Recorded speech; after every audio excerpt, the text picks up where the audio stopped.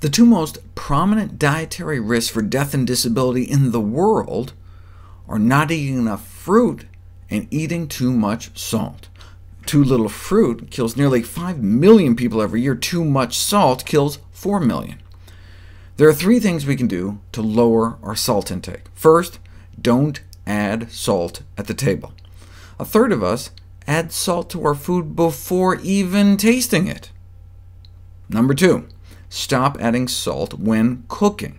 At first, the food will taste bland. 2 to 4 weeks later, however, as the sensitivity of the salt taste receptors in the mouth become more sensitive to the taste of salt in the usual concentrations. Believe it or not, but after 2 weeks you may actually prefer the taste of food with less salt. Some of the flavorings you can use instead in the meanwhile, instead of salt, include using more pepper, onion, garlic, tomato, sweet peppers, basil, parsley, thyme, celery, and lime, chili, nettle, rosemary, smoke flavor, curry, coriander, and lemon. Even if you did add salt, though, it's probably better than eating out, where even at non-fast food restaurants they tend to pile it on. And finally, avoid processed foods that have salt added. In most countries, only about half of sodium intake comes from processed foods, so there's more personal responsibility. But in the US, even if we completely stopped adding salt in the kitchen and dining room, it would still only bring down salt intake a small fraction. This has led public health commentators to note how challenging it is then for everyone to reduce their salt intake, since so much of our sodium intake is out of our control.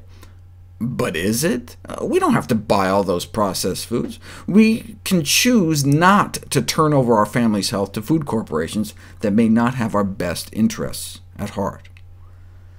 If we do buy processed foods, there are two tricks we can use. Try to only buy foods with fewer milligrams of sodium on the label than there are grams in the serving size. So if it's a 100-gram serving size, it should have less than 100 milligrams of sodium. Or you can shoot for fewer milligrams of sodium than there are calories. For example, here the sodium is 720, calories are 260.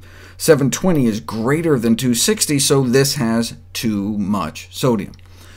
That's a trick I learned from one of my favorite dietitians of all time, Jeff Novick. The reason it works is because most people get around 2,200 calories a day, so if everything you ate had more calories than sodium, you'd at least slip under the 2,300 milligrams of sodium upper limit for healthy people under age 50. Of course, the healthiest foods have no labels at all. We should try to buy as much fresh food as possible, as it's almost impossible to come up with a diet consisting of unprocessed natural foodstuffs that exceeds the strict American Heart Association guidelines for sodium reduction.